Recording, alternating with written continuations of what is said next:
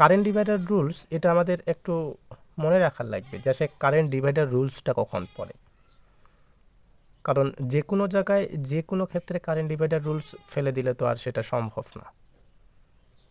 যখন কারেন্ট আমি যখন সিরিজ প্যারালাল শেখাই তখন আপনাদের বলছি যে আসলে কারেন্ট ডিভাইডেড হয় কোথায়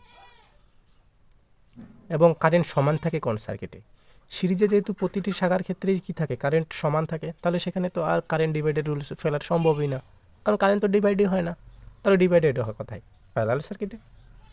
তাহলে প্যারালাল সার্কিটে যেহেতু কারেন্টটা ডিভাইডেড হয়ে থাকে, তার মানে এই প্যারালাল সার্কিটেই শুধুমাত্র কারেন্ট ডিভাইডেড রুল ফেলা সম্ভব।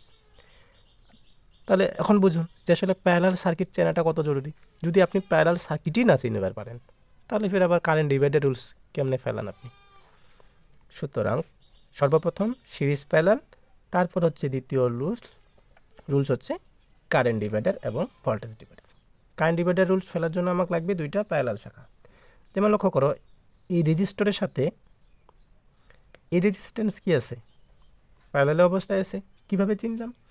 কারণ এই রেজিস্টরের এই এক প্রান্তগুলা একটা কি সাধারণ বিন্দুতে আছে এবং অপর প্রান্ত দুইটা অপর সাধারণ বিন্দুতে যুক্ত আছে।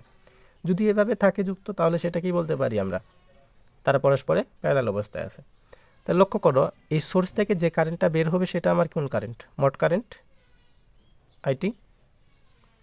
এবার এই মোট কারেন্ট থেকে এই শাখার এপাশে একটা, কারণ এই কারেন্টটা দুইটা যাওয়ার রাস্তা, তাহলে দুইটা যেহেতু যাওয়ার রাস্তা, তাহলে এই কারেন্টটা একটা কি এপাশে যাবে আর একটা কি এপাশে যাবে, তাই তো।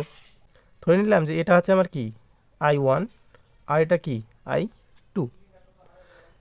এবার আমি বের করব হচ্ছে R1 রেজিস্ট্যান্সের কারেন্ট, তার মানে কি I1 কারেন্ট আমি বের করব কি সূত্র দিয়ে? কারেন্ট ডিভাইডারের সূত্র দিয়ে। এবার কারেন্ট ডিভাইডারের সূত্র দিয়ে বের করার জন্য যখন আমি কারেন্ট ডিভাইডার সূত্র ফেলবো, তার আগে আমাদের দুইটা জিনিস জানা দরকার। কি কি দুইটা জিনিস? এই কারেন্ট ডিভাইডারের জন্য আমার দরকার হচ্ছে মোট কারেন্ট এবং এই রেজিস্ট্যান্সের বিপরীত শাখা কোনটা।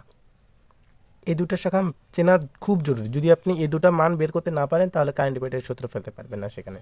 এখন আমি মোট কারেন্টটা কীভাবে চিনব? লক্ষ্য করেন যে যেই রেজিস্ট্যান্সের আমি কারেন্টটা বের করব,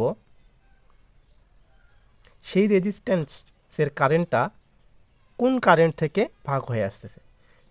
এই I1 কারেন্ট কি এই পয়েন্ট থেকে আসতেছে, তাহলে এই পয়েন্টে মোট কারেন্ট কোনটা আসতেছে? এই পাশের কারেন্টটা তো আর আসতেছে না, এটা তো যাচ্ছে, তার মানে কি এই পাশের কারেন্টটা আসতেছে, মানে এই কারেন্টটাই ভাগ হয়ে একটা এই পাশে এবং একটা এই পাশে যাচ্ছে। তাহলে কি এটা আমার কি মোট কারেন্ট না? তাহলে এই মোট কারেন্টটা আমার চেনা খুব জরুরি। আচ্ছা, এই মোট কারেন্টের জন্য আমার একটু জানা দরকার ছিল KCL, যে আসলে KCLটা কি। লক্ষ্য করে এটা KCLটা খুব মাস্ট বি জরুরি।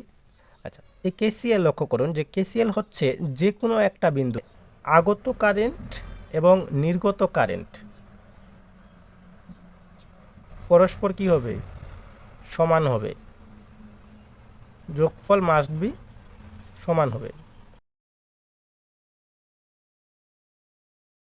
লক্ষ্য করেন এই I1 আমার কি এই বিন্দুতে প্রবেশ করতেছে, I2ও প্রবেশ করতেছে, I3ও প্রবেশ করতেছে। তার মানে এক পাশে আমরা I1 যোগ I2 যোগ I3 এবং I4 এবং I5 কি বের হচ্ছে, তার মানে I4 যোগ I5। তার মানে কি যে কোনো বিন্দুতে আগত কারেন্ট এবং নির্গত কারেন্ট পরস্পর কি হয়? সমান হয়। এটাই হচ্ছে আমার KCL এর সূত্র। KCL এর সাথে আরেকটা আছে KVL, সেটা আমি পরে শেখাচ্ছি একটু। তার মানে এই KCLটা মাস্ট বি মনে রাখা জরুরি। তাহলে কি KCL কি? আগত কারেন্ট, যে কোনো বিন্দুতে আগত কারেন্ট এবং নির্গত কারেন্ট পরস্পর কি সমান। তাহলে লক্ষ্য করো, এটা যদি আমার একটা পয়েন্ট হয়, এখানে আগত কারেন্ট আর নির্গত কারেন্ট পরস্পর যদি আমি সমান KCL ফেলাই, তাহলে লক্ষ্য করো আগত কারেন্ট কোনটা? এটা শুধু IT কারেন্ট প্রবেশ করতেছে, নির্গত কারেন্ট কি I2 এবং I1, দুইটা কারেন্ট বের হয়ে যাচ্ছে। তাহলে কোন কারেন্টটা বেশি? এটা আমার কি মোট কারেন্ট না? তাহলে I1 কারেন্টটা আমার কার অংশ? এই IT কারেন্টের অংশ। তাহলে আমি মোট কারেন্টটা পাইছি। এবার লাগবে এই শাখার বিপরীত শাখা। বিপরীত শাখা বলতে এর প্যারালাল শাখাটা লাগবে আমার। তাহলে প্যারালাল শাখা এখন কিভাবে চিনব? এর সাথে সেম এই দুইটা বিন্দু, এর যে দুইটা বিন্দু এর শাখার দেখো সাধারণ দুইটা এর সাথে বিন্দুর সাথে যুক্ত আছে কিনা, তাহলে এর প্যারালাল শাখা কোনটা, R2। এই দুইটা মান যদি আমরা খুঁজতে পারি তাহলেই এনাফ। তাহলে এবার বের করি সূত্রটা, যে I1 শাখা আমি বের করব।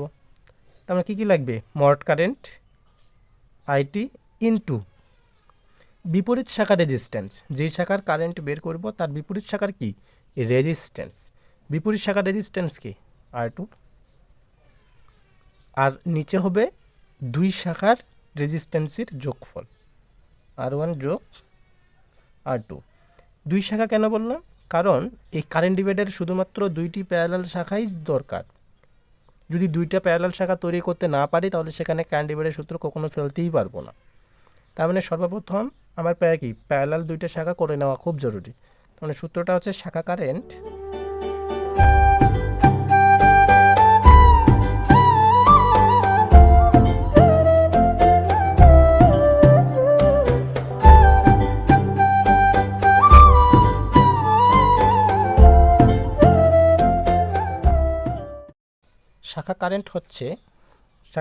এটা আমার কি I1, শাখা কারেন্ট হচ্ছে কি মোট কারেন্ট ইনটু বিপরীত শাখা রেজিস্ট্যান্স এবং নিচে দুই শাখা রেজিস্ট্যান্সের যোগফল।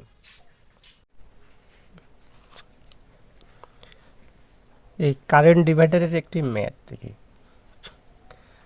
লক্ষ্য করো যে এটা আমার কি মোট কারেন্ট দেওয়াই আছে। তাহলে এই কারেন্টটা এই পয়েন্টে এসে কি দুই ভাগে ভাগ হবে, একটা এই পাশে যাবে এবং একটা কি নিচের দিকে।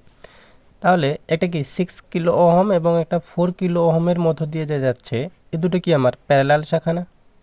তাহলে প্যারালাল শাখা যেহেতু, তাহলে কি ধরে নিলাম যে এটার কারেন্ট আমার কি I1 এবং এটার কারেন্ট কি I2। তাহলে এই দুটা যেহেতু শাখা এবং মোট কারেন্ট দেওয়া আছে, তাহলে আমি কারেন্ট ডিভাইডারের সূত্র দিয়ে কারেন্টগুলো বের করতে পারি। আমি শাখা কারেন্ট হিসেবে এই 6 কিলো ওহমের কারেন্টটা বের করব। ধরে নিলাম যে এটা আমার প্রথম শাখা, তাহলে I1 ওখানকার কারেন্ট কী হবে, I1 ধরে নিছি। তাহলে কি শাখা কারেন্ট, আমার কারেন্ট ডিভাইডারের সূত্র ছিল কি শাখা কারেন্ট হচ্ছে কি, এখানে ছিল কি মোট কারেন্ট। মোট কারেন্ট কি, এটার মোট কারেন্ট কোনটা, এটা হবে কি না, কারণ এই কারেন্ট থেকে তো এই কারেন্ট আসতেইছেই না। তাহলে মোট কারেন্ট কোনটা হবে, এটা, কারণ এটার এখানে আসি দুই ভাগে ভাগ হয়ে যাচ্ছে। তাহলে এর মোট কারেন্ট কোনটা, এটা না। তাহলে মোট কারেন্ট হচ্ছে কত 20 ইন্টু কী ছিল বিপরীত শাখা রেজিস্ট্যান্স। আমি কারেন্ট ডিভাইডারের সময় কি বলেছিলাম যে আসলে আমাকে দুইটা শাখা ক্রিয়েট করে নেওয়া লাগবে। দুইটা শাখা হিসেবে এখানে কি একটা 6 একটাকে 4। তাহলে এর তো আমি বেরই করব, তাহলে এর কি বিপরীত শাখা হিসেবে কোনটা হবে 4। তাহলে বিপরীত শাখার রেজিস্ট্যান্স কি আমার 4 এবং দুই শাখার রেজিস্ট্যান্সের কি যোগফল। তাহলে নিজস্ব শাখা কি 6 আর বিপরীত শাখা কি 4, ওই দুইটা শাখারই যোগফল। যদি আমরা এটা করি তাহলে কত আসবেন স্যার, 8 মিলি অ্যাম্পিয়ার আসবে। I1 আমি বের করতে পারছি। এবার সেম I2 যদি আমি বের করি, তাহলে কি মোট কারেন্ট, এই I2-র মোট কারেন্ট কি কোনটা, এটাই না। তাহলে কি 20 ইন্টু এর বিপরীত শাখা রেজিস্ট্যান্স, বিপরীত শাখা কি এটার বিপরীত শাখা এটা, কারণ প্যারালাল শাখাটাই। তাহলে বিপরীত শাখা কি 6 আর দুইটারে কি যোগফল রেজিস্ট্যান্সের। তাহলে এখানে কত আসবে 12 মিলি অ্যাম্পিয়ার। লক্ষ্য করো এটা আমি যদি এভাবে নাও বের করতাম, মোট কারেন্ট কোনটা 20, তাহলে 20 থেকে প্রথমে আমি বের করলাম যে I1 কারেন্ট এই 6-এর মধ্য দিয়ে যাচ্ছে কত 8 মিলি অ্যাম্পিয়ার। তাহলে 20 থেকে বাদ দিলেই বাকিটা তো এটা দিয়ে যাবে, করে 12 মিলি অ্যাম্পিয়ার।